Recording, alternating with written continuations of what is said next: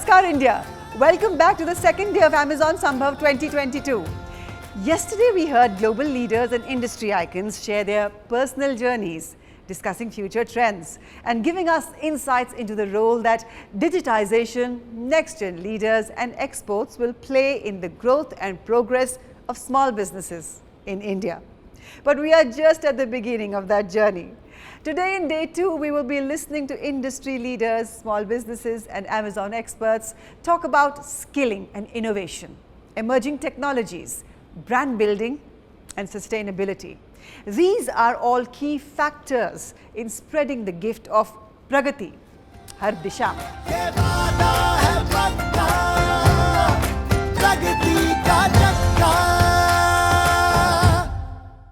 From a pen to a laptop, e-commerce has revolutionized the way India shops. Over the last 2 years, during the pandemic, businesses across the world have witnessed a huge impetus to innovate and build new capabilities to reach new age customers.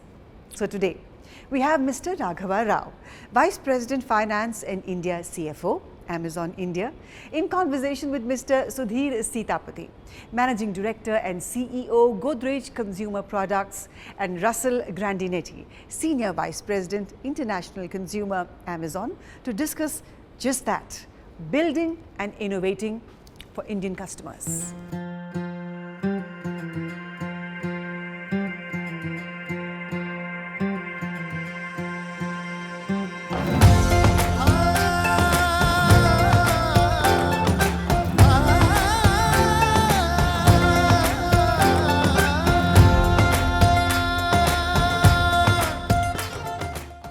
Namaste and good afternoon. Welcome to the second day of Amazon Smbhav, the third year of a summit here in India. I'm Raghava Rao and I'm part of the finance team at Amazon, and I'm delighted to be moderating this session, Building and Innovating for Indian Customers. We have two very distinguished speakers representing two awesome organizations today for this discussion, and I'm looking forward to the conversation that will follow. On one side, we have an Indian multinational, a company which has a legacy of 125 years of presence in India, and of which the consumer products division has been in India for the last 25 years.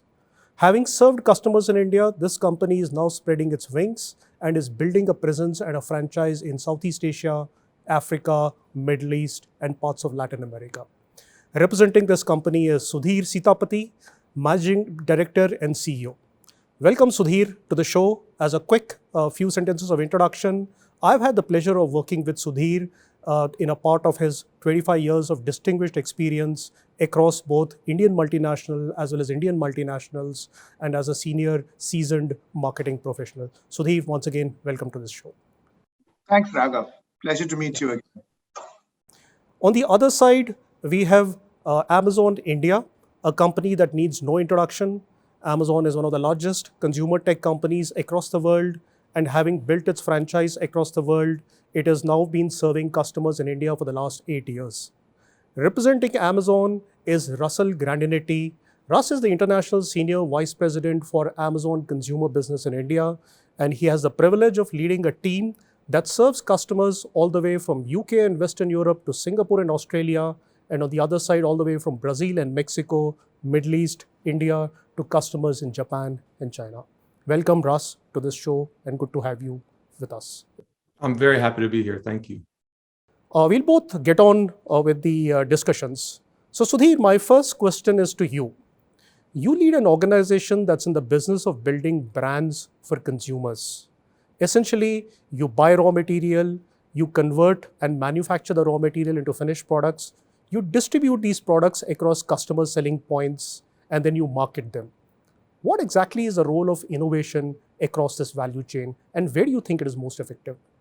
I think, Raghav, it'll be easy for me to say that innovation is effective across the value chain, but the truth is that in consumer goods businesses, the way you phrase it, innovation is far and away most important in what you're calling conversion of raw materials to finished goods, which is to solve unsolved consumer problems with products.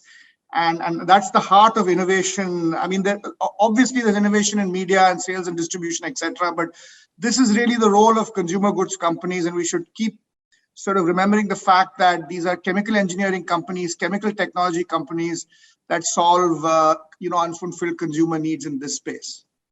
Thanks, Sudhir. Ras, my next question is to you. What is it that excites you most about India? And perhaps what is it that worries you about India? Well, the excitement is pretty palpable every time I come. I mean, the actual level of, I might even start with hustle and energy. I see both from our own teams and from our selling partners, and frankly, from the marketplace in general. Things move quickly, and the cleverness, the creativity, the willingness to see an opportunity and run towards it. I think, India ranks, as high as any other country I get the chance to go visit. I will say, there's a little bit of a other side of this coin that maybe answers the other thing, which is things can change so quickly. Sometimes the ground can move under your feet in ways that are surprising. So we just have to pay attention and look out and be willing to be nimble and flexible. That could be technology, it could be infrastructure, it could be regulatory, it could be lots of different things. And the pace of change, I think, is so great that any organization, ourselves or any other here, has to really almost be prepared for and embrace that kind of change, be almost organized for it. And we do our best to do that, but it takes hard work to stay on top of the wave, that's for sure. Russ, you joined Amazon when it was a small company, a small organization that probably sold just books. Today, you lead an organization that is several times the scale of what it was when you joined. So what stories can you share about how Amazon has innovated and grown so fast? And what's the role played by innovation on that growth journey? Well, it's true. When I joined the company, there was maybe not 100 people in the office, and we were a small business like any other here. I worked even the first holiday season in 1998. We couldn't hire enough staff for the Christmas rush, and we all worked a day job at the office and then worked the night shift in the fulfillment center from about 8 at night till about 2:30, 3 o'clock in the morning for that 6 weeks of the holiday. So like any small business, we worried about competition, and we worried about keeping up with demand if we were lucky enough to have it, and we worried whether demand would show up. But a lot of the way that we talked about the business is the same as it is today. And probably the principal way is really just about focus on the customer and asking what she or he wants and how do we get it to them. And then that same simple set of questions applies to when we then started selling, at that time, VHS tapes or CDs, and then all kinds of categories and in all kinds of countries. So that, it's there are still a few of us from that time walking around Amazon, and we try to help people understand that our way of thinking about the business, doesn't necessarily change just because the company's grown a bunch. And I feel very good about the degree which that culture is, still at hold within the business today. I think the innovation point is really, I agree with what was just said, which is, companies really often want to try to make products they want customers to buy, as opposed to make products customers want to buy. The desire to try to convince people to do the thing you built, as opposed to build the thing they're hoping for, and maybe didn't even realize they were hoping for, is a very subtle but very real thing that all companies run the risk of falling prey to. And so that innovation, by the way, when you define it that way, you don't actually first say, am I capable of doing it? Is it possible? And then sometimes you get a little, feeling in the pit of your stomach about, I know customers want that, but how am I going to do that? What do I need to learn? What skills do I need to acquire? How do I need to change what's going on? That can create discomfort. I think that discomfort's a little like going to the gym. It's good for you. You actually get stronger, but it takes hard work and a little bit of pain to power through it. And I think when we're at our best, that is the way innovation often happens. We build skills, we add capabilities, we move out of our comfort zone in some way.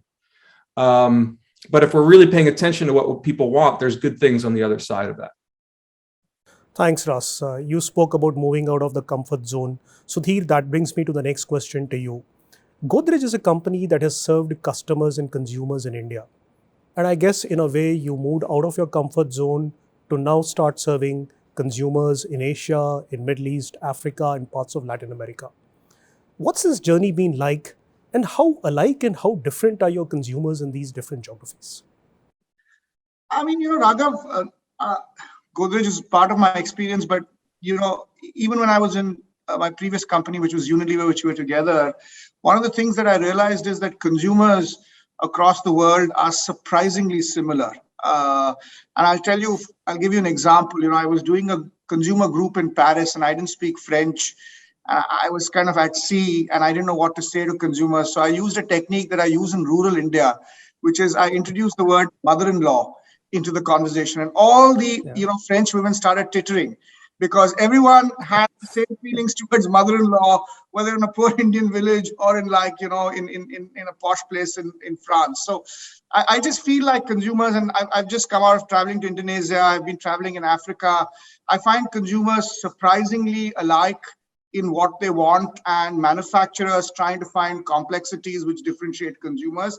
The overwhelming variable that differentiates consumption, because the way I think about it is consumption, right? In the product categories that we operate, the variable is income, Raghav. There are other variables, right? But 75 to 80% of variance in consumer behavior can just be understood by whether it's a $2,000 per year consumer or a $4,000 or a $10,000 or a $20,000 or a $40,000, right?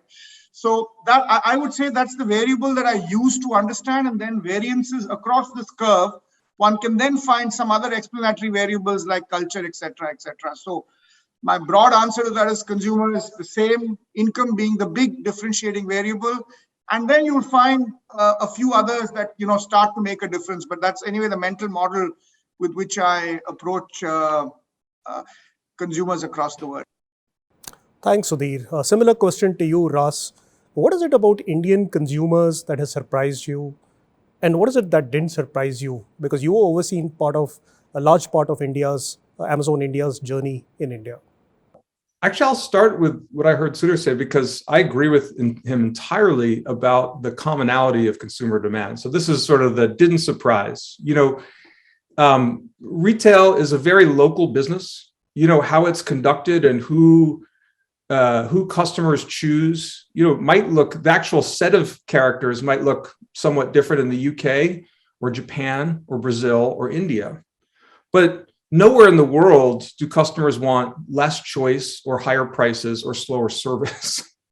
Those things are uniform, even if how they manifest themselves, can vary quite a bit. So Indian customers are no less interested in a good deal on a great product. I think maybe in a positive way, when we started, some of the things about buying online were, quite a bit more difficult for some Indian consumers than in some other places around the world. A really good example back then, 8 years ago, is just paying for things. We were in a very different state in India in terms of digitized payment, for example, and a combination of company invention, a combination of regulatory advancement, a combination of a whole lot of different forces have now made that a different landscape today. And there's still lots of improvement, I think, to make to reach as many consumers as is possible in the course of time. But, almost how hard customers worked to be customers of our business once we got able to offer them something of interest was really impressive. And then you sort of turn that around, and the speed with which customers in India suddenly take something they were delighted to have last year and think it's normal today, and will probably be frustrated by it next year because their expectations go up so quickly. I think that's one of the other things that all of us have to try to make sure we don't lose sight of. Like, staying the same is actually going backward. Ross, innovation is something that many of us associate with small companies. Typically, people romanticize innovation with startups that were founded in garages, etc. My question to you is, how does the ability of a company to innovate change when it grows in scale? And how do you, as a leader, prevent bureaucracy from stifling innovation as an organization scales? Well, I think we've just said a little bit. Innovation, no matter what your scale, is trying to have a vision for what you should build or invent that your customers might like, and then organizing the skills and the process to make it happen. Now, even if you get bigger, what does that involve? That involves clarity of vision.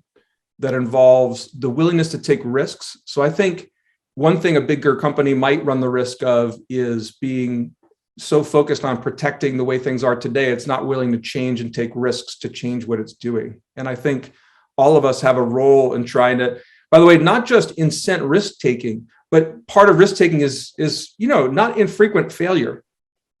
And so like building the culture around, like even when you try things and they don't work out, getting to the root cause of what you thought, why you thought it, what you can learn from it, how to build on that. And then as a leader, demonstrating that you're not going to penalize the right kind of risk taking. Actually, you embrace it as long as people sort of do that other piece that I just talked about, which is like squeezing lessons out of it, changing and adapting. I think setting an example as a leader is really important. I'm inspired by the people I work with in that regard, and I do my best to try to reciprocate. Sudhir, India, like many countries, has seen the emergence of e-commerce as a significant channel for consumer product companies, including for Godrej. How do you see this channel, e-commerce, evolving in future? What is your take on it?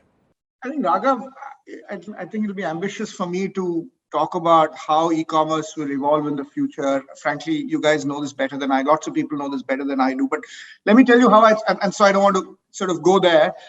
But let me tell you how I think about it as a CPG company. I mean, look, our competitive advantage, as I told you, is in design of products that solve unsolved needs, right?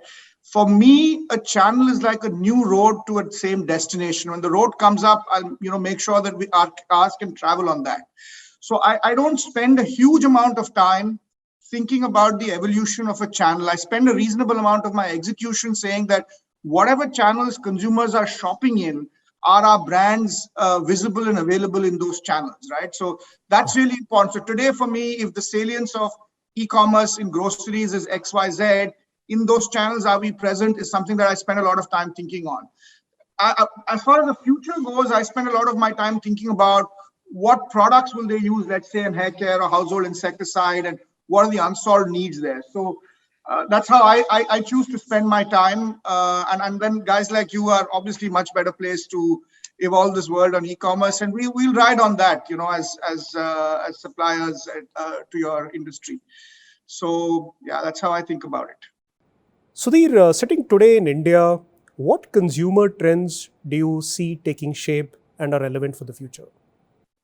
Thanks. Yeah, Raghav, the one big consumer trend I see everywhere in the world is this trend of globalization. It sounds like simple to say, but as I travel these days across the world, I find airports the same, hotels the same, the food the same. I find people working on the same software. And it wasn't the case 10 or 20 years ago. The world was a different place. So, I feel that's the real meta trend that's sort of driving the world, which is kind of moving towards a pretty large degree of sameness. That pace of change I find in India in particular faster in the periphery. I was traveling a few months ago to this town of Ahmednagar, and I'd been there last 10 years ago. It's quite interesting in my job. It's like a time warp. You go to a place where you've been 10 years ago, so you have a good memory of what you saw and what you see now. And the core of the city was the same. It was an old wholesale market with dirty streets and cows and so on and so forth. You went to the outer periphery, you started seeing hotels and, hospitals. And then when you went to the outer periphery, what I had seen was villages and farms. You actually saw the most modern part of the city. So you have three concentric circles, the inner core pretty much not changing, and the outer core changing the most and being part of a global entity. So the big change that I see is change in the periphery. So when I think about India and where I think change is going to happen, it's the periphery of economic activity where I feel like the fastest change is going to happen. So that's one of the trends I see in India. That's interesting. Russ, back to you and maybe a question on innovation. I wanted to hear your thoughts. Do you think innovation is a function of culture, or do you think it's a function of capability? Or is it just serendipity. And how do you mechanize innovation? As an organization scales, what is it that you do, try to do to make sure that innovation keeps being generated by that organization? Well, I'd be reluctant to tell you it's any one or not any one of those things. So, serendipity means a little bit surprisingly out of the blue in an unplanned way, an idea comes to you, and that's always possible.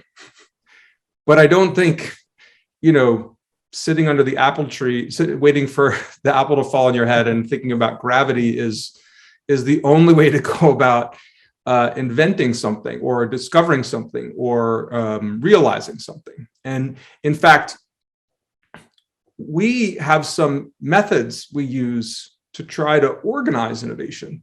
I think it's particularly important when you're talking about doing it among a group.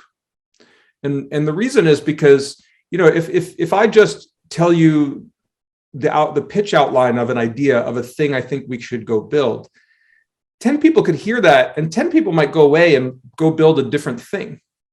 And so we have some mechanisms inside our company where we, for example, write down a press release, not something we'd actually end up sending out at the end of the day, but we try to actually write down in some great detail what the end state of the product we're going to go build is, or the invention we're going to go do is, and ask some questions about that. How does it work? And a whole bunch of different things.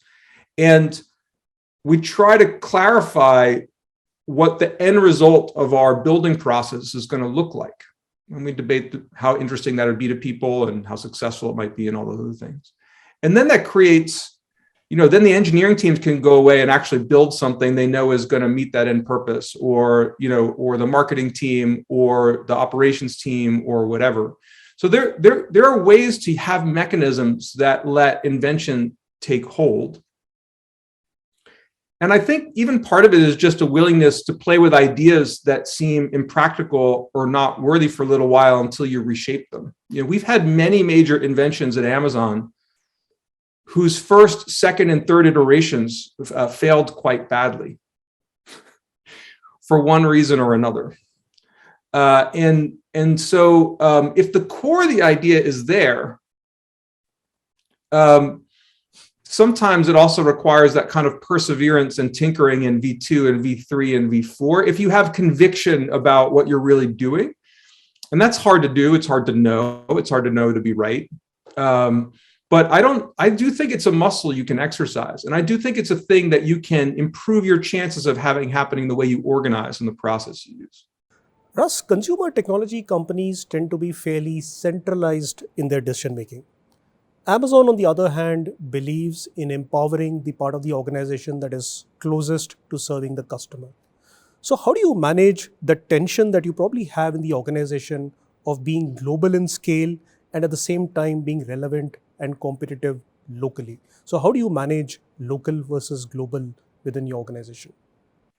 Well, maybe the most central idea is it's certainly in the way our team works together. I try to figure out anytime I'm required for a decision, I think about it like a defect.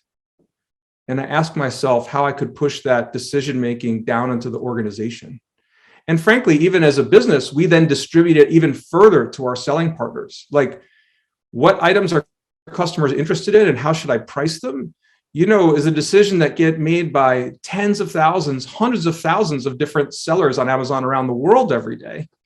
And that, I believe, that collective intelligence is far better than if somehow we pretended to have a central team that go about setting those prices or deciding what to select. I think our store is far more competitive because of the collective intelligence, collective hustle, distributed insight that exists across both a broad internal team and then, again, our even much broader set of partners, like those of you who might be watching this today. So I see that strength in not participating in the decision in a way. So you need the framework. You need to be really insistent and inflexible on the basic principles of the organization: customer focus, long-term thinking, the willingness to invent, the willingness to make mistakes and iterate and get up. Those are things that you can try to insist that the organization think about and deliver. Okay. And then, get out of the way.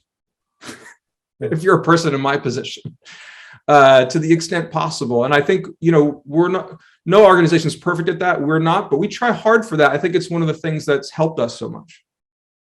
Thanks. Sudhir, no discussion on innovation in India can be complete without mentioning Jugaad. Jugaad is often held up as a concept which is uniquely Indian. Some people praise it, saying it's the finest example of innovation when you're faced with a constraint on your resources. Yet, there are critics who probably say that Jugaad legitimizes cutting corners. So, what's your take on Jugaad, and how do you view Jugaad as a part of the Indian innovation culture and psyche? Yeah, I mean, look, this is one of those questions which, depending on how you frame it, you're on the side, right? If you define it as cutting corners, you shouldn't do it. If you define it as... But let me take the spirit of Jugaad, which is value engineering, which I think, by the way, in India is more unique than the West. And I'll give you an example from my own business, which is looking at a product, looking at a benefit, and then constantly asking the question, how can I do this at a lower cost, lower price, better value for consumers? I certainly think there's something, as I travel around the world, that India seems to do quite well. And if you call that Jugaad, then it's a good thing. And let me give you an example. No marketer does a talk without having 30 seconds of advertising. So, one of GCPL's products that's really worked well is a product called Magic, which we launched 2 years ago. Now, Magic is a very simple product. It's, I think you can see the board here. It's a sachet, which it's a hand wash. So you go home, you put it in a bottle, you shake the sachet, the bottle, and then you get a hand wash, which you can wash your hands with. Now, a regular hand wash for 250 ml is 75 rupees. This is 15 rupees, right? So it's just, and it's such a brilliant idea because it's ecologically friendly. You're transporting a lot less water, you're transporting a lot less packaging. It's great value for consumers. And it's no surprise that in just 2 years, it's taken 20 volume share of the hand wash market. So it's a disruptive innovation. And I would say that I've seen these kind of innovations come in the West, but they see it as an ecology premium, right? Which is you pay a premium for less plastic. This is actually, you're paying a massive discount where there's an intersection of ecology and economy. And I would say that this is kind of uniquely, may not be Indian, but certainly uniquely Eastern. To have, or a bunch of countries, let me put it, not entirely, could come up with something that is as transformative as Magic is. And I would say that's sort of Indian innovation at its best. I mean, this is certainly one of the best examples of innovation I've seen. Continuing on that tone, Sudhir, e-commerce has reduced the cost for new brands to reach out to customers. It also seemingly neutralizes the strength that many large and traditional organizations, including consumer product companies like yours, have built in terms of go-to-market distribution structures. Godrej and other FMCG companies in India have done that. So the question to you is, do you think e-commerce will lead to the decline of large brands as we know it? What is your take on it? No, again, Raghav, I feel like the role of channel in the the presence of large companies is slightly overstated. I mean, if you remember early in our career, there were small brands that had great product market fit and used existing channels like wholesale. I mean, Nirma is an example, right, that we've all competed with early in our careers, which just had a great product market fit and then used existing wholesale channels to really create a big brand very quickly. So I don't actually feel that maybe distribution's been certainly not been a core competence of CPG companies. It shouldn't be a core competence. It can be a competitive advantage, but it has never been an unsurmountable competitive advantage in India. And I feel that in the e-commerce, the same principles will hold, which is companies that innovate better, listen to consumers better, build kind of empathetic brands will win. And if you can do that, I mean, I think there's a lot of capital coming the way of a lot of small brands. And, if they can do it, I think they'll be able to do it. But I don't think e-commerce will either benefit or not benefit big or small. I don't think that's the axis. I think the axis is of how close you are to consumers and how innovative you are.